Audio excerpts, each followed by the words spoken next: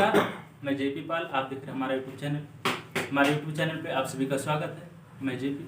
आज हमारे बीच जिन महान भाव का आगमन हुआ है वो किसी परिचय की मुमताज नहीं है। आपने बचपन से लगा कर अभी तक समाज सेवा कर रहे हैं। एक एक बच्चे के मुंह पर आपका नाम है। आप सुरीला पासवान जी, इससे पहले आप कई पार्टियों में भी विचरण कर चुके हैं और वर्तमान समय में आप सपा से हैं। बहुत बहुत धन्यवाद सर आपका। हम प्रश्नों की चर्चा में आगे बढ़े, उससे जो हमारा बुनियादी प्रश्न है, सबसे पहला प्रश्न है वो ये है कि आपने क्या सोचकर राजनीति में उतरा? देखिए, मैं पढ़ाई करते समय मेरे दिमाग में आया कि मैंने सोचा कि जो क्षेत्र की ये जो तमाम समस्याएं हैं, हम गांव देहात से मेरा ताल्लुक़ है, और जब हमने ये समस्याएं देखा कि बड़े चरम पे हैं, यहाँ पे ना तो कोई सरकारी व्यवस्थाएं, ना पूरी तौर से जन जन तक कोई सुविधाएं पहुँच पाती हैं, तो इसको कैसे लाया जाए। तो हमने काफ़ी मंथन करने के बाद देखा कि इसके लिए राजनीति ही एक रास्ता है। हाँ। तो हमने राजनीति को अपनाने का काम किया। सबसे पहले मैं बहुजन समाज पार्टी को ज्वाइन किया और बहुजन समाज पार्टी में 2007 में मैं पासी समाज भाईचारा कमेटी का विधानसभा अध्यक्ष रहा और मेरे अंदर एक राजनीतिक हौसला जगा। तो मैं विधानसभा सुरक्षित होने पर मैं बहन जी से टिकट की अपील की, तो बहन जी ने हमसे पैसों की बात की और बहन जी ने सीधे जो है डोनेशन के बगैर टिकट देना वाजिब नहीं समझी। मैंने यहाँ तक कि 2 लाख रुपए दे करके बहन जी के पैर भी छू करके आए, लेकिन उस पर विचार नहीं किया गया। और तब हमने बहुजन समाज पार्टी को त्याग करके 2012 में पीस पार्टी का दामन थामते हुए मैंने विधानसभा 2012 में लड़ने का काम किया और निरंतर मैं लगा रहा। पीस पार्टी हिंदू मुस्लिम राइट होने जो है पीस पार्टी को छोड़ करके जो है कांग्रेस पार्टी में हम आए। कांग्रेस पार्टी में हम करीब 4 से 5 साल गुजारने का काम किए, लेकिन मैंने देखा कि शायद मेरी जो सोच है, मैं उस सोचों तक पहुंचने तक शायद मैं न रहूं।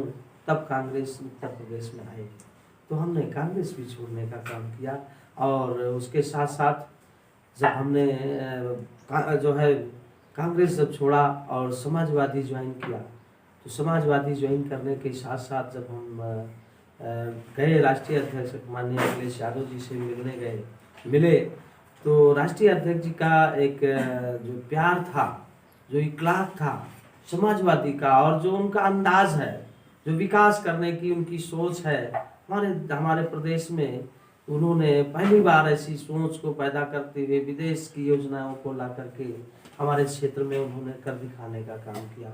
जितने बड़े बड़े काम आज किए, तो आज हमें उम्मीद है कि जो भी सरकारें हमारे उत्तर प्रदेश में रहीं आज तक, आज़ादी से अब तक कोई सरकारें इतना बड़ा काम नहीं किया जितना बड़ा काम अखिलेश यादव जी कर दिखाने का काम किए।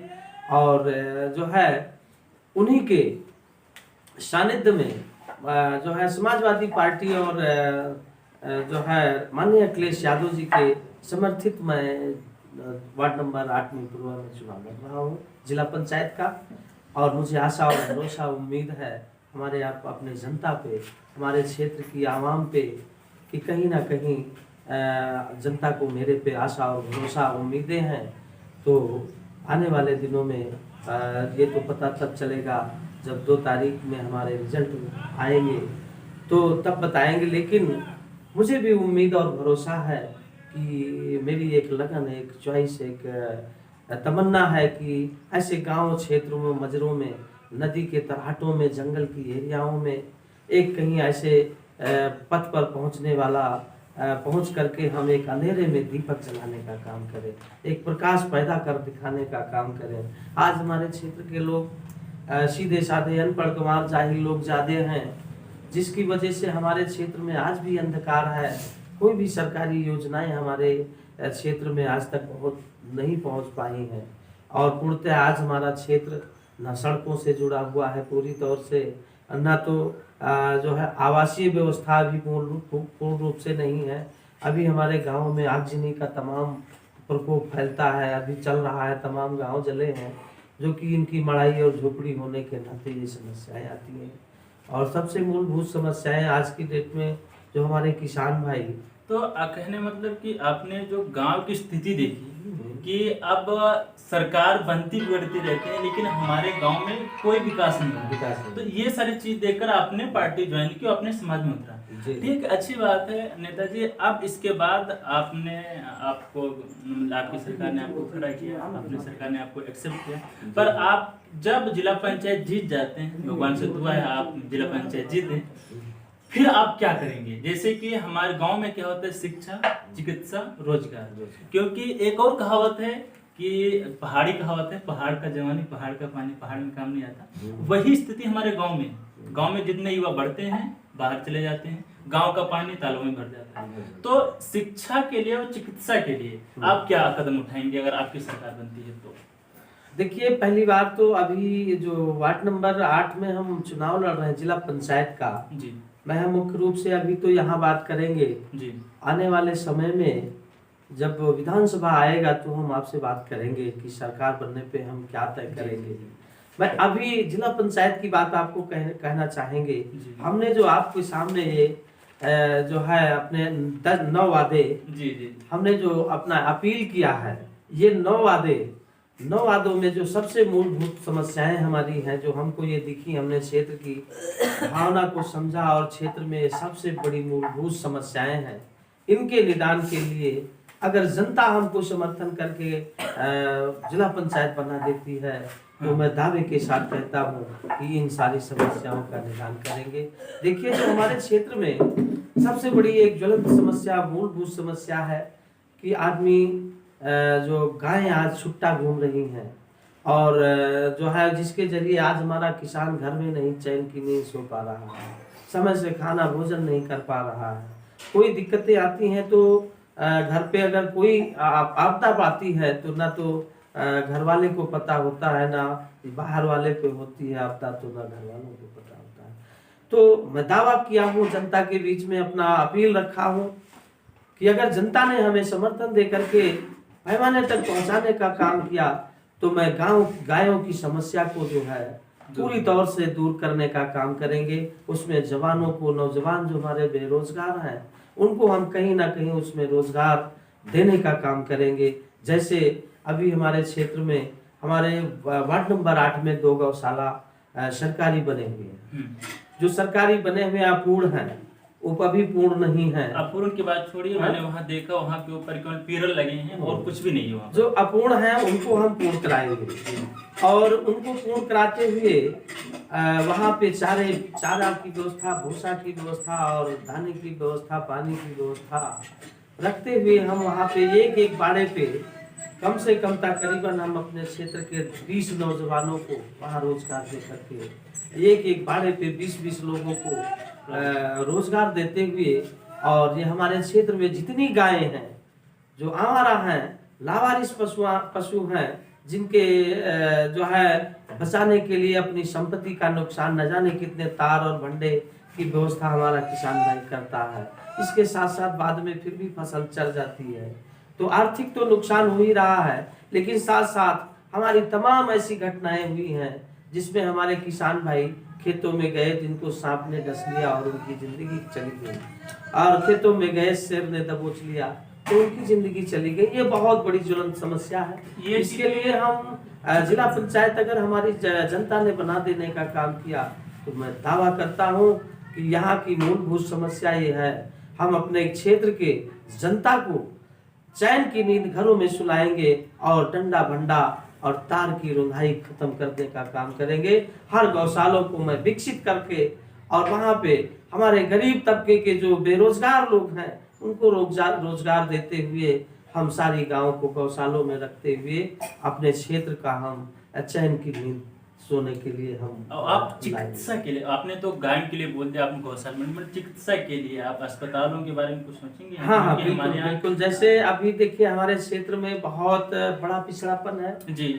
अगर हम देखें तो हमारे यहाँ से जब मिहींपुरवा के लिए हम लोग जो जाते हैं इलाज के लिए, हमारे यहाँ पीएचसी मिहींपुरवा में है। हाँ। मोतीपुर के नाम से मिहींपुरवा ब्लॉक में बनी हुई है। हाँ। तो पीएचसी जाते जाते कहीं ना कहीं हमारे लोगों को जो है तब तक ऐसा होता है कि दम घुट जाता है। जी जी जी। तो ये परेशानी होती है। समस्याएं काफी हमारे हद तक स्वास्थ्य में जो है, स्वास्थ्य को देखते हुए तमाम ऐसी महिलाएं हैं जिनका जो परसों पीड़ा होता है, ले जाते जो है जच्चा बच्चा दोनों चले जाते हैं।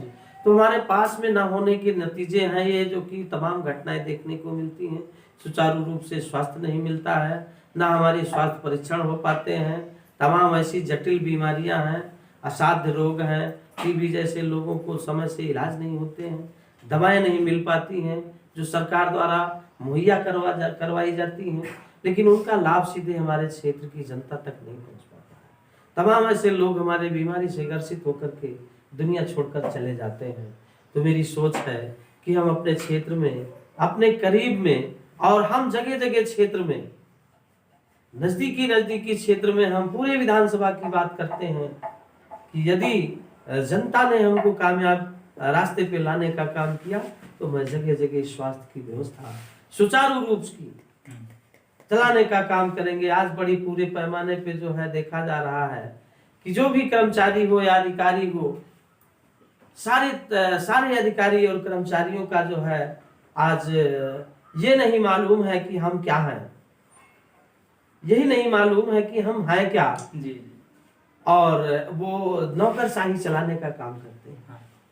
आज जो जमाना नौकरशाही का है, अगर जनता ने हमको उस लायक बनाने का काम किया तो मैं जनता को जरूर बता दूंगा कि मालिक तुम हो और नौकर तुम्हारे ही है। मेरी सोच है, और जब मालिक और नौकर की पहचान होगी तो हमारे क्षेत्र का विकास जरूर होगा। मेरी यही सोच और तमन्ना। और एक चीज और बहुत महत्वपूर्ण जो गांव के अंदर है, जैसे कि आवास सबसे बड़ी चीज है, आवास। हाँ। दूसरी चीज ये है कि जो पेंशन होते हैं, जैसे वृद्धा पेंशन हुआ, विधवा पेंशन हुआ, ये सारे बहुत पेंशन मैंने गांव में जाके पता किया तो कोई उन्हें सेवा नहीं मिल रही। तो इसके लिए आपके क्या कदम उठाएंगे? जी जी जी जी देखिए, ऐसा है, ये तो हम बीजेपी सरकार को कहेंगे कि जैसे हमारी सरकार थी, इससे पहले जब हमारे राष्ट्रीय अध्यक्ष अखिलेश यादव जी मुख्यमंत्री थे तो उन्होंने समाजवादी पेंशन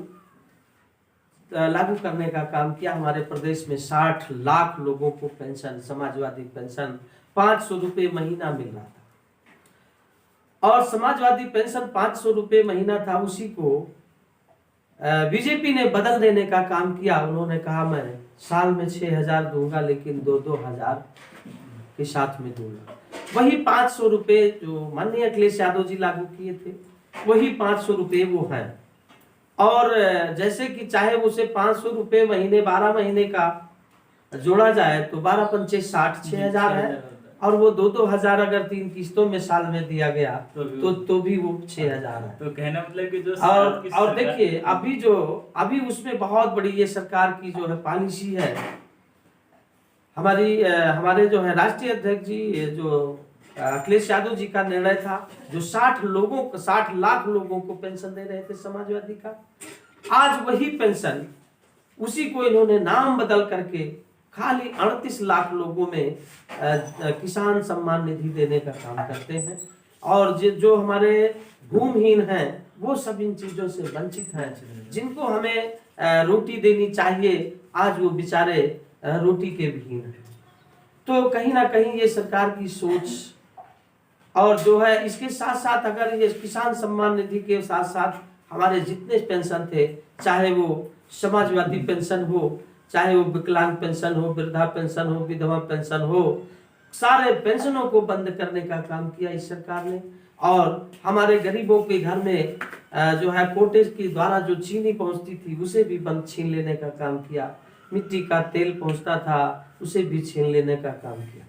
तो कहीं ना कहीं हमारी आशाएं हैं, उम्मीदें हैं कि मेरी सरकार आएगी, माननीय अखिलेश यादव जी हमारे उत्तर प्रदेश के जब मुख्यमंत्री बनेंगे तो मुझे आशा और भरोसा है कि हमारे क्षेत्र में, हमारे उत्तर प्रदेश में फिर से जो है चैन की नींद लोग सोएंगे।